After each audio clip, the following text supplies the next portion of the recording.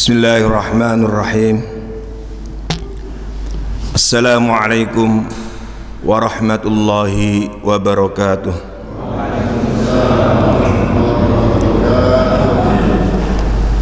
Alhamdulillah, alhamdulillahi ala ihsanih wa syukru lahu ala taufiqihi wa amtinanih. Wa asyhadu an la ilaha illallah wahdahu la syarika lah ta'ziman li sya'nih, wa asyhadu anna sayyidana Muhammadan abduhu wa rasuluhu ad-da'i ila ridwanih sallallahu alaihi wa ala alihi wa ashabihi wa ikhwanih. Amma ba'd, faqala ta'ala fi kitabihil karim, a'udzu billahi minasy syaithanir rajim.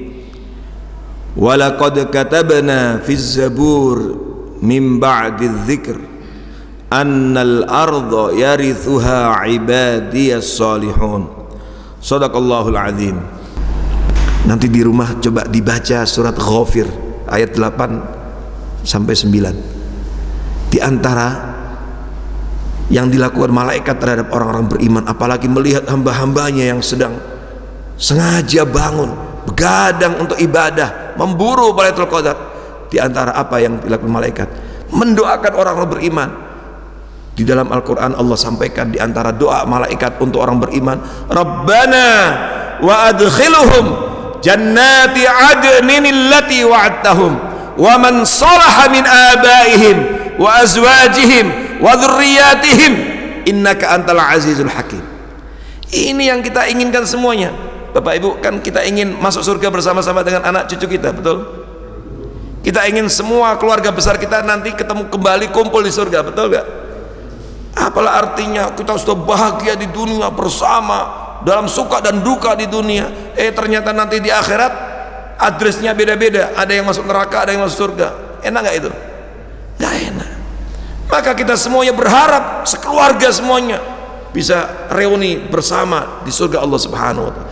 Malaikat Allah mendoakan orang-orang beriman, Rabbana, ya Allah, Rabb kami, masukkan mereka orang beriman ini, orang-orang soleh ini ke dalam surga Aden yang telah Engkau janjikan, dan masukkan bersama dengan mereka orang-orang yang soleh dari ayah-ayah mereka, dari pasangan-pasangan mereka, suami atau istri mereka, wa dzurriyyatihim, dan anak cucu mereka, masukkan semuanya biar mereka berbahagia kumpul semuanya di surgamu. Allahu Akbar. Mau didoakan malaikat seperti itu? Tentu kita berharap seperti itu. Dan malam Lailatul Qadar tanazzal malaikah, malaikat turun. Tidak sampai di situ. Di antara doa malaikat ayat 9-nya apa? Waqihimus sayyi'at, waqihimus sayyi'at. Ya Allah, jauhkan mereka orang beriman dan keluarga besarnya itu dari keburukan, dari kejahatan. Pandemi COVID-19 ini ujian yang buruk bagi kita, betul? Kita nggak ingin. Bukankah kita semuanya berkepentingan supaya cepat diangkat keburukan ini, musibah ini, pandemi COVID-19 ini? Malaikat turun diantaranya mendoakan supaya kita dijauhkan dari keburukan-keburukan itu. Maka sebenarnya harus dipahami seluruh kaum muslimin bahwa ini kesempatan baik. Kalau jujur kita berharap pandemi COVID-19 ini segera berakhir, inilah saatnya mengadu, menangis, munajat kepada Allah di malam-malam yang mulia itu, pada saat malaikat turun kita semuanya sedang beribadah kepada Allah Subhanahu. Dan Allah ingatkan, salamun ya hatta matla'il fajar. Jadi ayat demi ayatnya itu menggiurkan. Salam, salam itu apa? Keselamatan. Salam itu apa? Kedamaian. Salam itu apa? Kesejahteraan. Salam itu apa? Diselamatkan dari mara bahaya. Itu keselamatan. Dan hatta matla'il fajar, sampai fajar. Jadi nggak lama.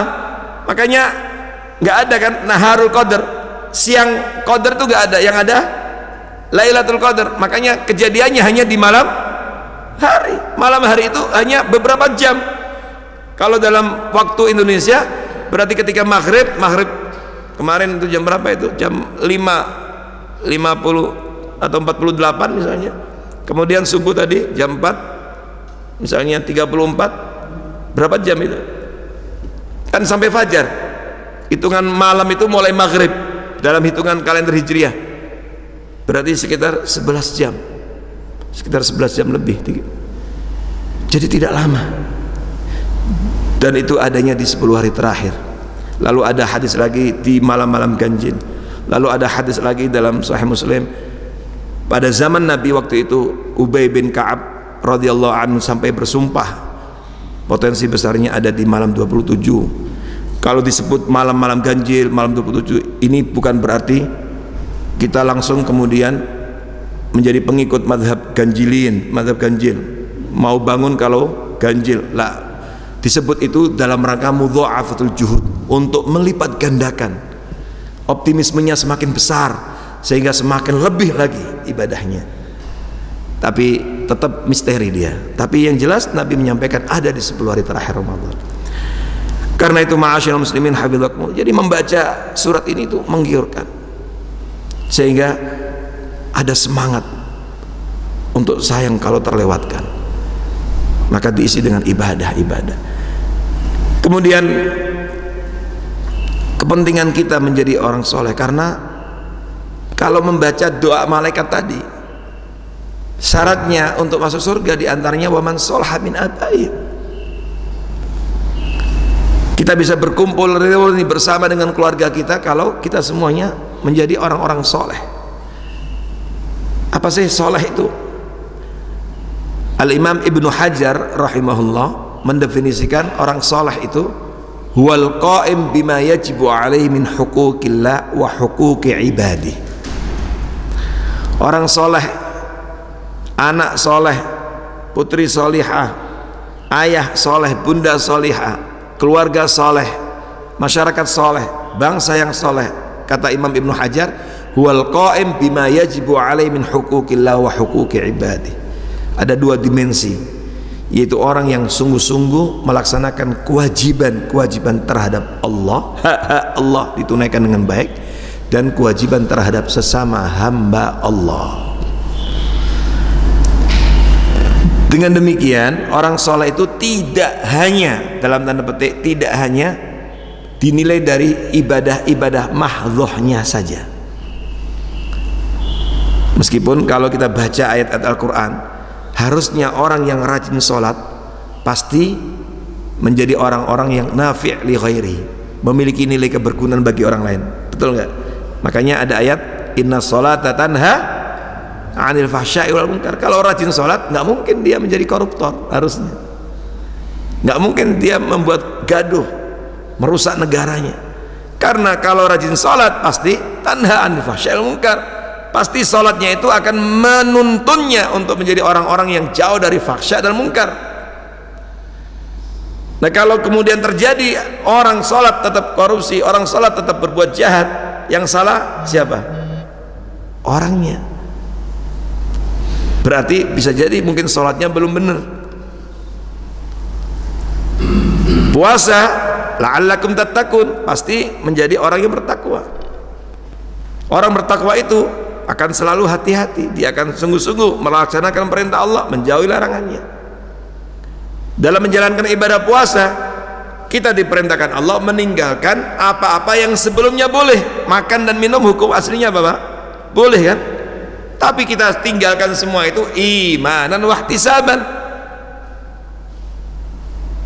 Logikanya, kalau yang aslinya boleh saja kita mampu untuk meninggalkan, harusnya yang diharamkan Allah jauh lebih mampu. Makanya kata Imam Ibnu Hajar, tidak cukup dengan itu, tapi yang sungguh-sungguh melaksanakan kewajiban terhadap Allah dan kewajiban terhadap sesama hamba-hamba Allah. Dalam bahasa sebagian ulama, orang soleh itu adalah soleh yang memiliki nilai kemanfaatan bagi dirinya dan juga memiliki nilai kebergunaan bagi orang lain, memiliki nilai kebergunaan bagi keluarganya, pasangannya, tetangganya, masyarakat, bangsa, negara. Itulah orang yang soleh. Maka kita berkepentingan menjadi orang soleh karena kita juga menginginkan kita bersama-sama untuk kumpul kembali di surga Allah Subhanahu wa taala. Dan tadi doa malaikat menguatkan itu, ditambah lagi dengan dalil yang lain. Nanti Bapak Ibu buka di Al-Quran di rumah dan sering dibaca ayat ini untuk menginspirasi dan memotivasi kita bersama-sama membangun keluarga yang salehah. Apa itu? Ayat 21 surat At-Tur. A'udzu billahi minasyaitonir rajim. Walladzina amanu wattaba'athum dzurriyyatuhum biimanin alhaqna bihim dzurriyyatahum wama alatna min a'mali min syai' kullu imrin bima kasaba rahin. Nanti Bapak Ibu perhatikan ayat ini, ayat 21 ini adanya di tengah-tengah Allah menjelaskan tentang kenikmatan-kenikmatan yang akan diperoleh oleh orang-orang bertakwa di surga. Dimulai ayat 17, Allah berfirman dalam ayat 17, innal muttaqina fi jannati wa na'im fakihina bima atahum rabbuhum wa waqahum rabbuhum adzabal jahim kulu washrabu hani'an bima kuntum ta'malun muttaqiina ala furusin muttaqiina ala sururin masfufah wa zawwajnahum bihurin 'ain. Baru ayat 21. Walladzina amanu, dan orang-orang yang beriman, wattaba'atum dzurriyyatuhum biimanin, dan diikuti oleh anak cucu mereka, keluarga besarnya, biimanin dalam keimanan. Apa janji Allah? Alhaqna bihim dzurriyyatahum, kami akan himpun mereka bersama dengan anak cucunya, keluarga besarnya di derajat surga yang sama. Masya Allah. Di dunia kumpul bareng di rumah. Masya Allah, biasanya Pak kalau nggak ada pandemi ini kan kita semuanya kumpul keluarga besar ya, hari raya para kumpul semuanya. Masya Allah. Sekarang kita dilarang mudik, tapi katanya kalau wisata boleh ya. Jadi biasanya kumpul bareng-bareng rame-rame. Apa Pak perasaan kita begitu Idul Fitri kita kumpul bersama dengan keluarga besarnya? Senang melihat cucu, melihat ponakan, melihat paman, ketemu keluarga besar. Masya Allah, bahagia sekali rasanya. Makanya coba lihat raut muka orang pada Idul Fitri, memang sunnahnya bahagia semua. Kan kita ingin kebahagiaan yang seperti itu tidak hanya di dunia, betul? Bagaimana ini kemudian berlanjut kebahagiaan di akhirat? Apakah tidak mungkin? Bisa. Ayat ini berita gembira buat kita semuanya, tapi itu ada syaratnya, tidak gratis. Wa ma alatna min amal min syai', kata Allah, aku enggak kurangi amal mereka sedikit pun. Kullu imrin bima kasaba rahin, masing-masing terikat oleh amalnya. Apa syarat amalnya? Apa syaratnya? Tadi iman dan amal soleh. Makanya ayatnya wattaba'a walladzina amanu, orang beriman, wattaba'at dzurriyyatum biimanin, dalam keimanan. Jadi syaratnya harus sama-sama beriman dan sama-sama soleh, baru bisa ketemu nanti di surga. Makanya Al-Imam Ibnu Katsir rahimahullah ketika menafsirkan ayat ini, beliau mengatakan begini. Ini teks redaksi yang saya kutip dari tafsir Ibnu Katsir. Hadza fadluhu ta'ala 'alal abna bi barakati 'amalil aba. Ya. Ini ayat ini adalah berita gembira, merupakan karunia Allah terhadap anak cucu, keturunan sampai ke bawah nanti, karena keberkahan amal, kesolehan amal ayah-ayahnya, kakek neneknya. Apa artinya? Ternyata kalau kita menjadi ayah yang soleh, bunda yang solihah, kakek yang soleh, nenek yang solihah, ternyata kesolehan itu memberikan manfaat buat anak cucunya. Disinilah kenapa kita berkepentingan menjadi orang tua yang soleh. Inilah kepentingan kita, kenapa kita juga harus rajin sholat. Jangan anaknya aja disuruh menghafal Quran ini, tapi kita sendiri nggak semangat baca Quran. Jadi orang tua yang soleh nanti bisa mengangkat derajat anaknya. Bahkan Bapak Ibu hafizakumullah, termasuk bukan hanya di akhirat, termasuk di dunia itu bisa memberikan manfaat. Maka Bapak Ibu hafizakumullah, kita perlu merenung, memikirkan dengan serius jasa-jasa ayah dan bunda kita. Boleh jadi keberhasilan kita hari ini diantaranya karena doa-doa mereka, kesolehan mereka. Kita tidak pernah tahu bahwa boleh jadi mereka ada yang menangis di tengah keheningan malam untuk kebaikan, keberhasilan studi kita, keberhasilan usaha kita, keharmonisan rumah tangga kita. Inilah saatnya kita harus banyak mendoakan orang tua kita, ayah bunda kita. Dan itu diperkuat oleh dalil yang lain. Bapak Ibu baca surat Al-Kahfi, biasa disunahkan membaca surat Al-Kahfi pada hari Jumat. Di akhir surat Al-Kahfi itu ada cerita tentang Nabi Musa dengan siapa? Khidir. Dan bagaimana orang tua yang soleh ternyata bisa memberikan manfaat untuk urusan dunia anak-anaknya. Singkat cerita, dua orang yang soleh ini diusir dari satu kampung, lalu dia singgah di satu tempat ada bangunan, dan bangunan itu ada tembok yang mau roboh. Nanti baca kisah lengkapnya. Apa yang dilakukan oleh Khidir? Khidir dengan izin Allah kemudian menegakkan tembok itu. Kata Nabi Musa, lawit takhatta alaihi ajra, kalau seandainya engkau ambil upah meluruskan, menyempurnakan tembok ini, itu bagus. Seperti orang yang membangun kan biasa kita kasih upah. Apa rahasia tembok ini? Allah Subhanahu wa taala berfirman, wa ammal jidar fakana li ghulamaini yatimaini fil Madinah. Adapun tembok yang diluruskan, disempurnakan oleh Khidir itu adalah milik dua anak yatim di kota itu. Ada apa dengan tembok ini? Ternyata bukan tembok biasa. Wa kana tahtahu kanzul lahuma. Di bawah tembok ini ada harta pusaka milik kedua anak yatim ini yang ditinggalkan oleh orang tuanya. Dulu belum ada bank, orang bisa menyimpan harta di bank. Dulu kebiasaan masyarakat dulu, kalau menyimpan harta pusaka emas atau perak untuk keluarganya, itu ditaruh di bawah, ditanam, lalu ditandai dengan tembok biar tahu. Kalau tembok ini dibiarkan roboh, apa yang terjadi? Bisa jadi kemudian terlihat emas, harta pusaka. Kita tahu bagaimana masyarakat umumnya kalau udah melihat emas, pasti akan menjadi objek penjarahan dan seterusnya. Allah selamatkan harta kedua anak yatim ini. Limada?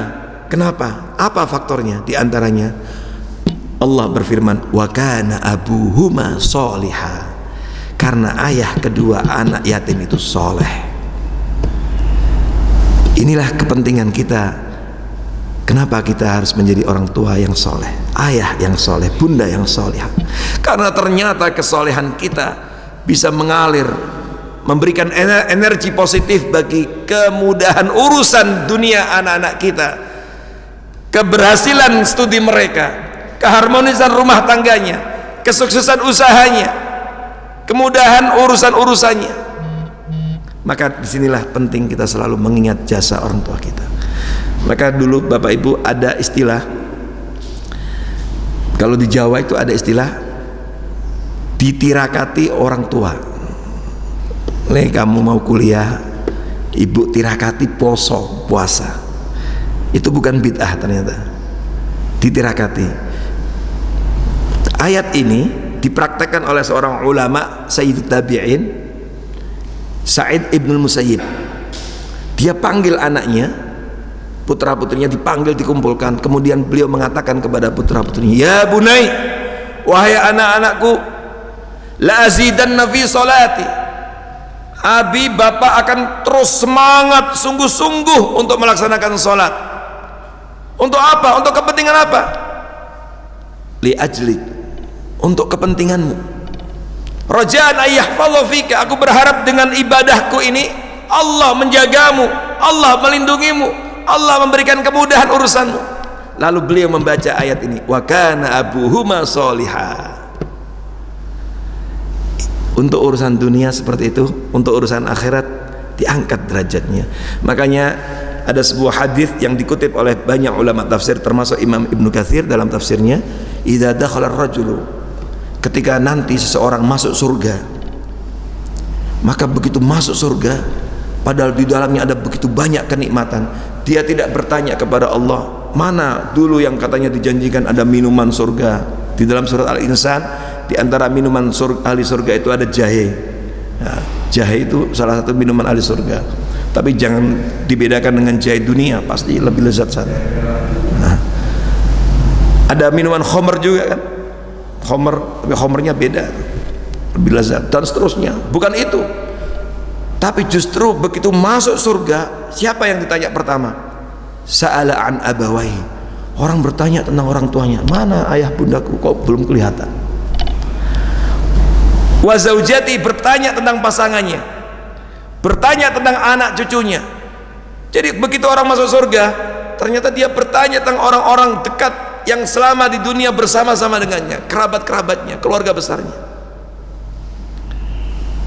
Makanya ketika saya tulis dalam buku saya mengatakan, saya sampaikan begini, ini artinya bahwa ketika orang masuk surga, padahal udah begitu banyak kenikmatan, terasa belum sempurna kenikmatan itu kalau belum memastikan keluarga besarnya ada di tempat yang sama.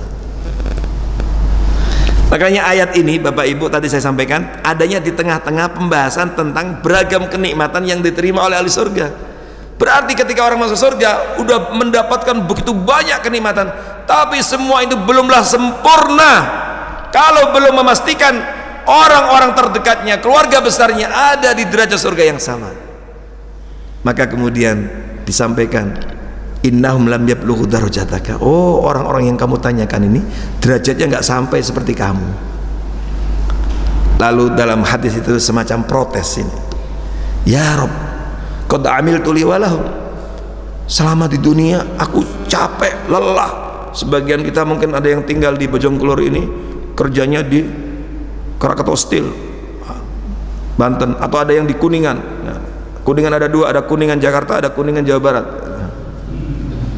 Berarti berangkat dari sini mungkin masih melihat bulan, pulang dari kerja kembali ke rumahnya melihat bulan lagi.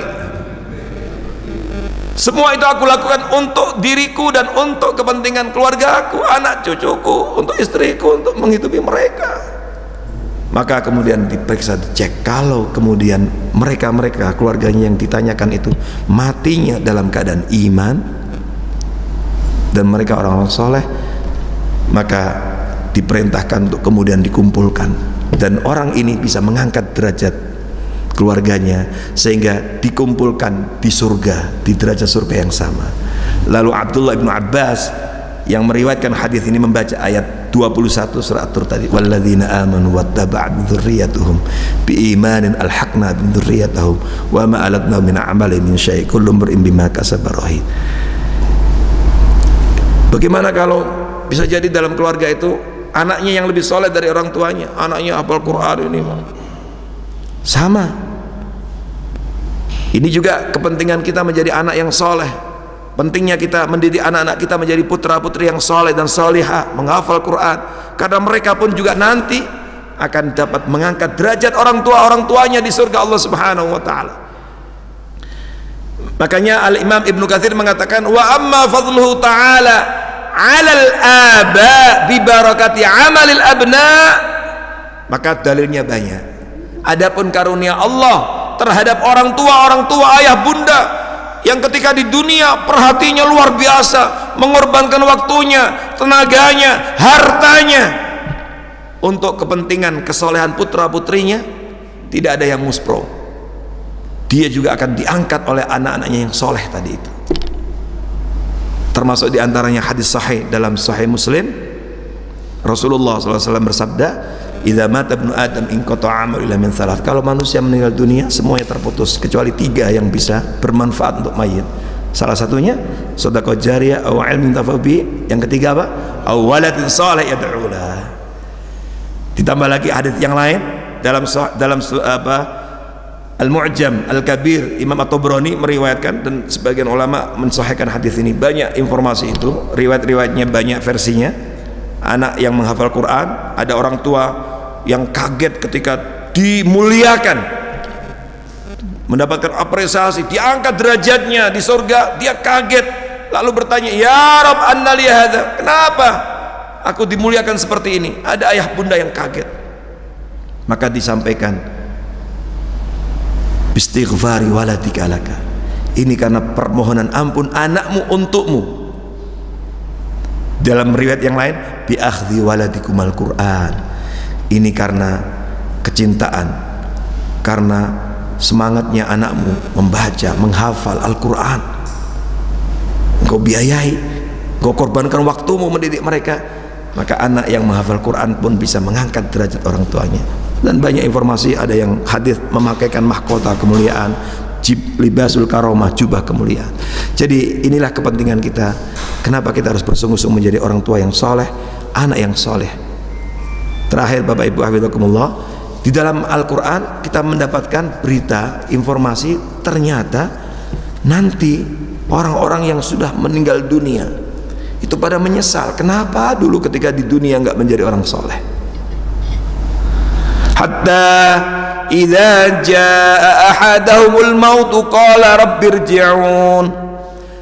Ketika datang kematian mendatangi mereka, maka ada yang minta kepada Allah, minta kepada rabbirji'un, ya Allah kembalikan aku ke dunia. Minta dikembalikan lagi ke dunia. Untuk apa? La'alli a'malu salihan fima taraktu, supaya aku bisa menjadi orang soleh dan memperbaiki apa yang dulu aku tinggalkan.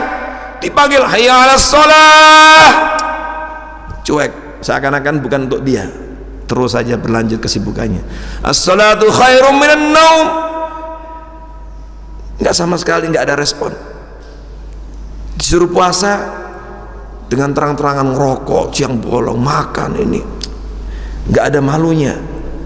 Sekarang hari-hari ini kok malah tambah parah kelihatannya. Orang warung-warung dulu masih malu-malu setengah tiang, sekarang tidak ada lagi setengah tiang, malah terbuka lebar sekarang.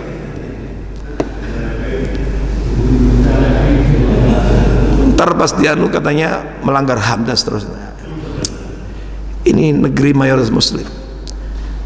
Jadi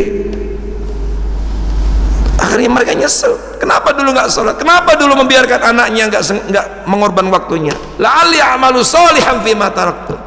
Dia minta dikembalikan ke dunia supaya bisa menjadi orang soleh.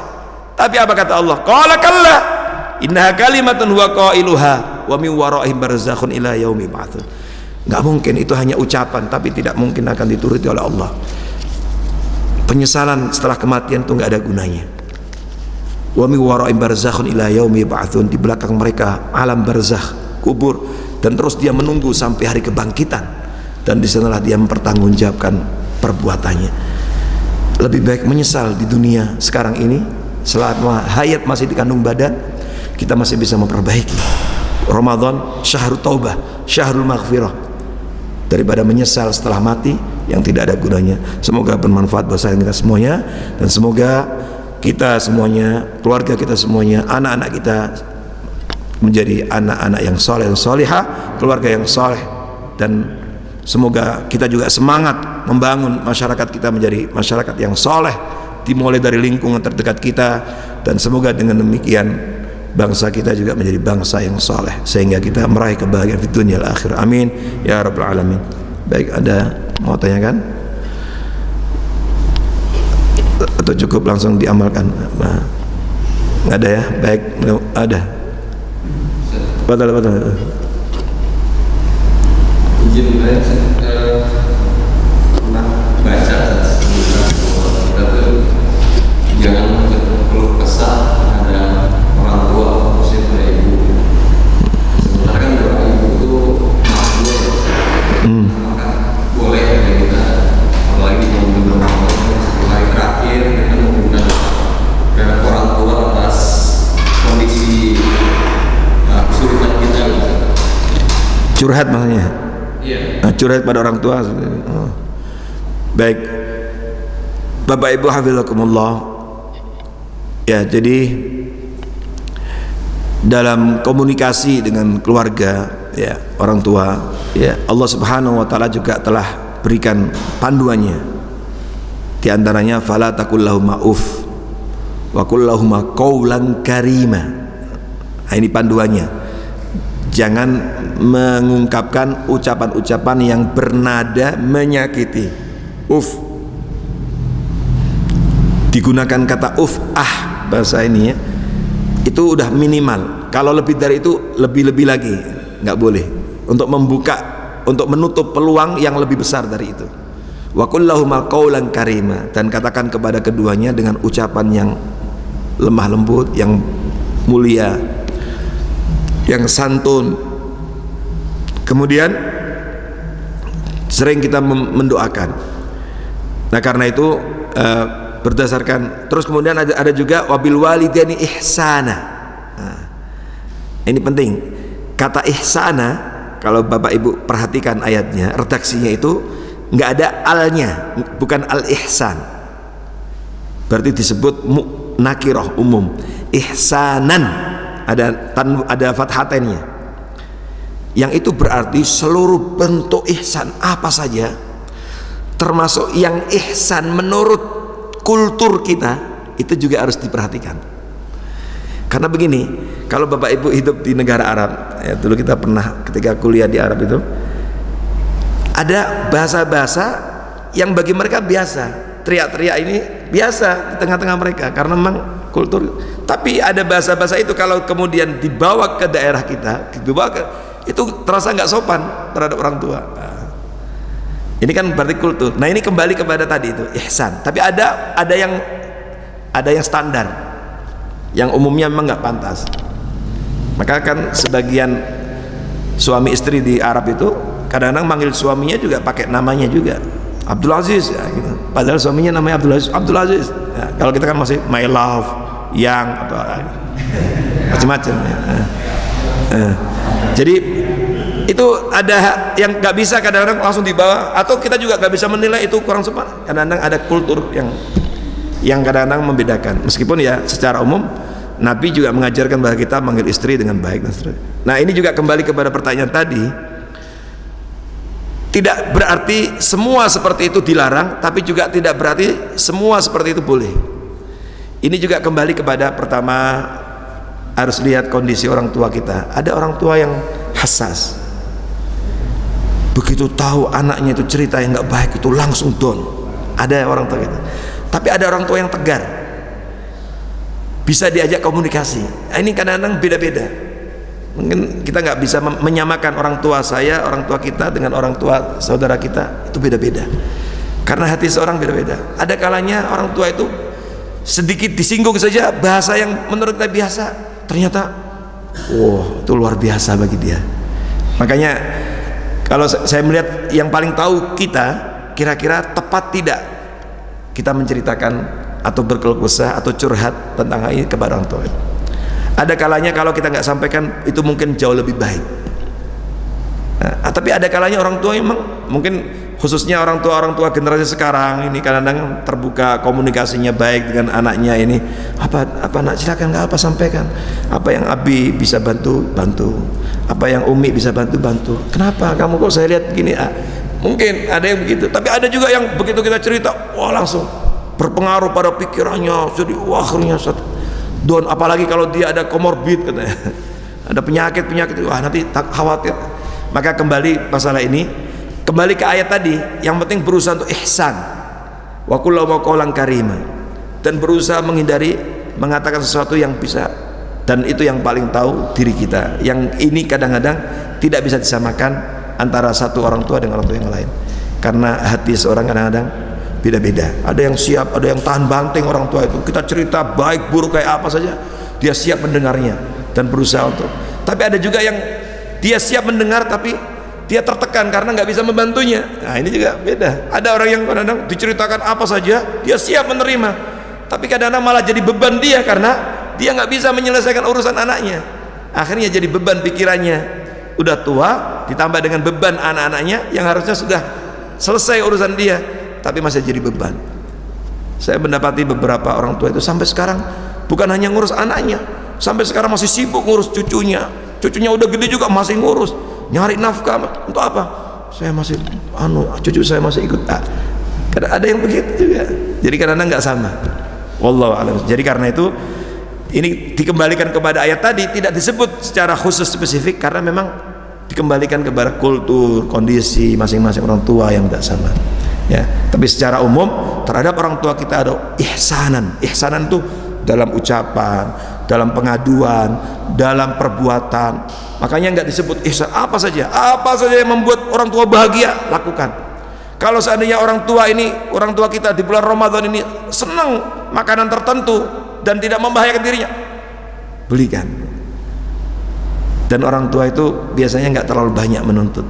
Dikasih hadiah putranya, nggak lihat nilainya, tapi begitu senang ketika melihat perhatian anaknya terhadap diri. Orang tua kan nggak ada perhitungan terhadap anak, betul gak? Makanya kan nggak ada birrul aulad, kan nggak ada. Ada nggak birrul aulad? Yang ada apa? Birrul. Kenapa nggak disebut birrul aulad, tapi birrul walidain banyak, hadisnya banyak? Karena kalau orang tua terhadap anak nggak ada hitungan. Tapi kalau anak terhadap orang tua sering perhitungan. Nah ini makanya birrul walidain. Baik Bapak Ibu hafizakumullah, semoga apa yang kita pelajari bermanfaat buat saya dan kita semuanya, dan semoga Allah Subhanahu wa taala mudahkan kita balighna lailatul qadar, mendapatkan lailatul qadar. Wallahumma wafiqna bi lailatul qadar. Semoga Allah menerima amal ibadah puasa kita, qiyam tilawatul Quran kita, dan seluruh amaliyah Ramadan kita, dan kita dikuatkan iman fisik kita untuk bisa menyempurnakannya sehingga kita semuanya menjadi pribadi-pribadi yang bertakwa. Amin ya rabbal alamin. Aqulu qawli hadza astaghfirullah li wa lakum wa fawqa kulli dzil ilmin alim. Assalamu alaikum warahmatullahi wabarakatuh.